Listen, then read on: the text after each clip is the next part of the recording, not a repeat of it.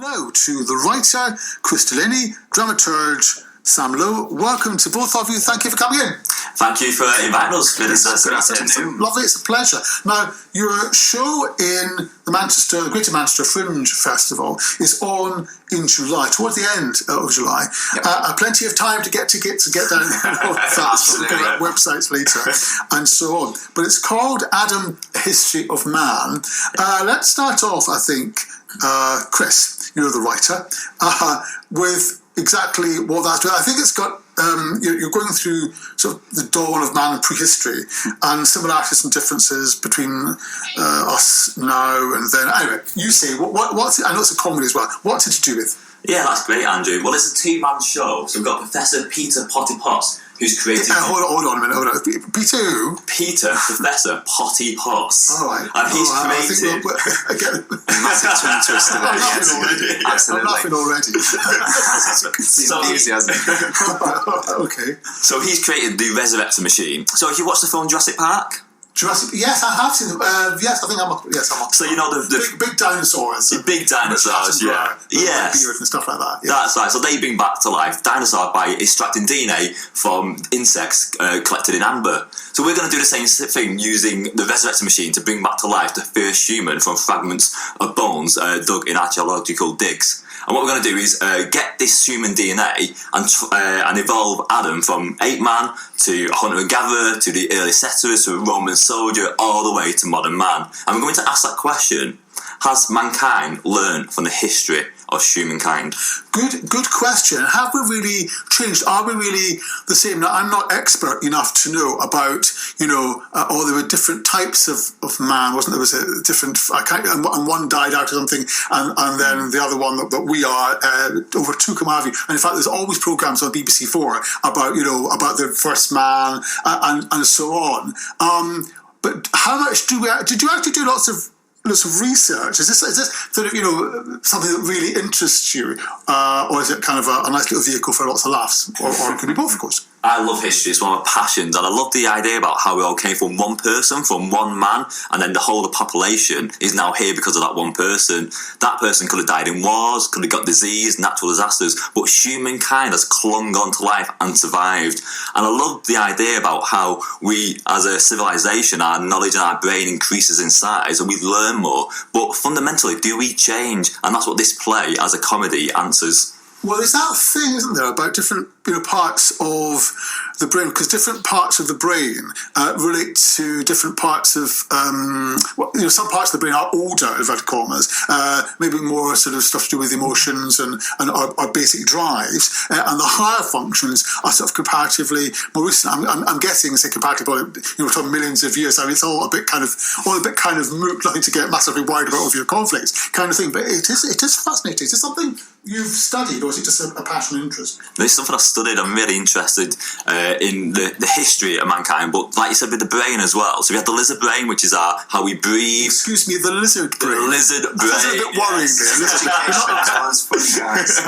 So the lizard brain is like our fundamentals, how we breathe, how blood circulates around our body. That happens all the time without us being aware of it. Then on top of that... Is that what they call the autonomic nervous system and stuff like that? Yes, yeah, that's right, yes. The amphibian brain? Yes. Is it something like that? Yes, so on top of that is like the amygdala, which is our emotions, how we sort of respond emotionally to different things. So we look at people's facial expressions, body language, gestures, and make automatic decisions that we enact out in real life in the moment and in the instant. Our new brain, the frontal cortex, is the logical part of our brain where we logically choose what we want to do. So we have this pull between emotions, making us do things automatically, and then logic deciding if we want to do that. So which wins that battle? And you see that actually throughout history, how early man was more emotional compared to modern man who's more logical.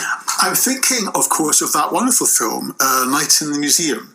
And Ben Stiller, I love that. I love the scenes. I mean, they're not great films. They're not going to be talked about with Bergman or Kurosawa, but they're very funny, and there's a lot in them. And I think Ben Stiller plays the Mr. Ugg character, and I'm thinking there must be a lot of fun for an actor, Ed Darling, playing the Mr. Ugg. The sort of this man prehistoric, kind of grunting, I guess, and making lots of sort of noises. Now, Sam, I want to bring you I want to bring you in even, bring you in at this point. Dramaturge. Now, dramaturge, I'm trying to say it.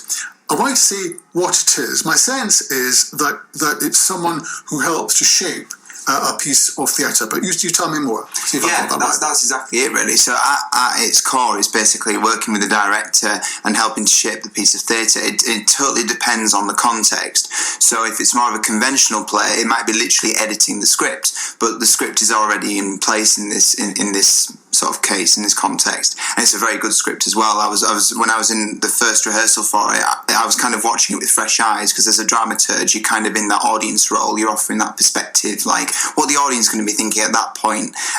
Is this clear, or does this need to be worked on? It's that kind of thing. Do you have to give critical feedback? Are you entitled to give critical feedback to Chris and the actor? This isn't working. Tighten this up. Change that. Yeah. Is that the kind? And they have to listen to you. And that works anyway, because if you remember in the last interview last year, I told you that I was doing theatre reviewing. So I actually bring a lot of my reviewing into that role as dramaturge. So yeah, absolutely, it is about critically giving constructive criticism. Yeah, I think that's excellent. So you really are. You're thinking of the audience all the way through. Absolutely. So you're working with both Chris. You're working with the actors. Are you directing it as well? Yes, I'm writing and directing it. But it's really interesting actually, because the play's got a big twist in it. And don't tell us. We're not going to tell you the twist, but there was a scene that kind of answers it. And when Sam came to watch the play, he didn't really get it, because the way we worded it and we acted it out didn't work. So we rewrote that whole section because of this feedback to make the audience understand I'm it. right that this is your first play. Yes, it is my first play. Yes, I wrote some books before, but this is my first theatre. Right, we'll find out a bit more about some of the other things that you do, life coaching and that kind of thing. Fascinating. I might ask you to give me some coaching advice on air. We'll see. And Sam, back with you again in a few moments. More about your involvement in this and any other dramaturgy that you're doing, because I know your training was in lots of different elements of theatre. So it's interesting that to discover that you're focusing on dramaturge at this point, but who knows what else you'll be doing. This is Artbeat on All FM with me, Andrew Edwards. My guests are the writer Chris Delaney, the dramaturge Sam Lowe, talking about their production, or Chris's production, Adam, A History of Man, on in the King's Arms later in the summer. This is Artbeat on All FM with me, Andrew Edwards, and the dramaturge Sam Lowe, talking about Adam, A History of Man at King's Arms. See a bit more about that and give out, of course, a plug as to how people can find out more about it. But at this point, Chris, life coach. You are a life coach. What is that for start? Well, I'm a life coach and hypnotherapist, and I specialise in helping people overcome phobias, fears and anxiety. I see. So if I wanted some life coaching, it would have to be something I wanted to overcome, as opposed to I just want to develop my career a bit more, or what? Do you do that kind of thing? Or? Well, traditional life coaching is about helping people achieve goals, and that's what I do as well. Yeah, but the specialism is the fears and phobias. All right, okay. Supposing I've got I've just thought of one. Supposing I've got a fear of talking to people in public. That'd be a bit odd, wouldn't it, for a broadcast? What would you say to me to work with me on that? So what about people... Standing in front of... If I were to give like a public talk or something, which is not something I do, particularly. But what would you say to me? How to coach me? Well, public speaking is the number one fear. More people are scared of public speaking than they are of death. And what most people do is imagine going on stage, being rubbish, people booing, and then forgetting the lines, and it's a picture in their mind. And what we do is remove that picture. So as an idea, if you follow my instructions now, think of something you're scared of, get that thought in your mind's eye, move it further in front of you so it's further away, then further away again so it gets smaller and smaller and smaller until it's hard to see the picture, and your emotional attachments to that thought dismiss and disappear. I love it, but you know what I'm thinking of now? You'll never guess what I'm thinking of. I'm thinking of the film Get Out. Get Out? Oh, yes. Don't say it, but I'm thinking I shouldn't really give it away. If you've never seen that film, don't. No, do. It's a great film. It's a horror film, but it's terrifying. From your brain. Yes. All right. I like it. Thank you very much for that. It's very helpful. I have a fear of flying.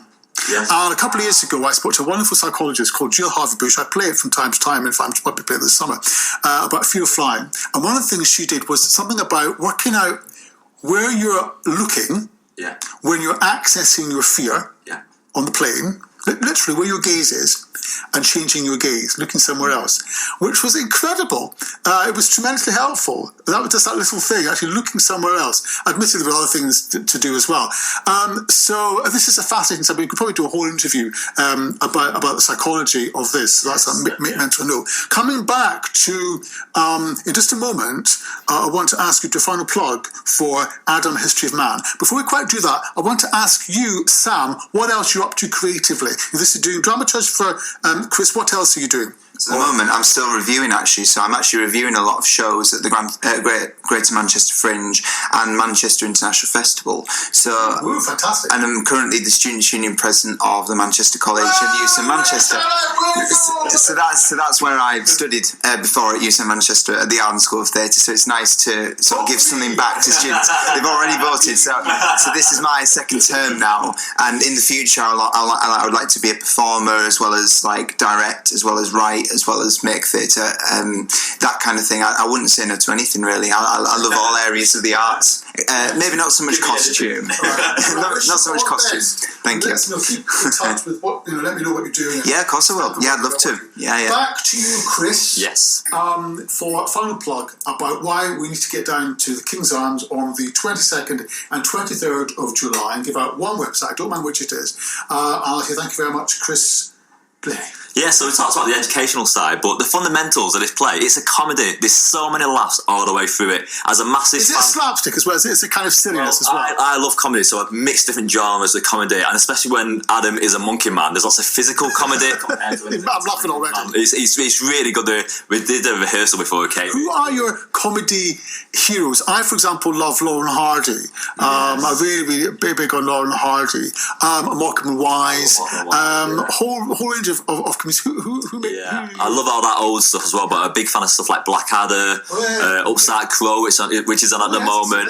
But I'm a comedy fan, so there's not a lot of comedy that I don't like. Even like mime comedy, I love it all, mate. I love comedy. And I was watching Little Britain the other day, and it's just one of the things that in passing was, which I don't think I got the first time I saw it many years ago, was they had someone dressed as a mime, right, in front of a group of people, dressed as a mime, and instead of miming eating a banana, he was really eating a banana, which I thought was it was just in passing. The camera's like kind of moving, you could see flickering. I thought that's really clever. It's very funny, and just mention that passing. Listen, Chris, lovely to see you. Lovely to see you too, Sam. Wish you all the best with this play, which is Adam, a History of Man on at the King's Arms. Give out a website, Chris. I promise you a chance to do that. Yes, it's greatermanchesterfringe.co.uk. All the very best to you on there as well. Excellent. Good luck with everything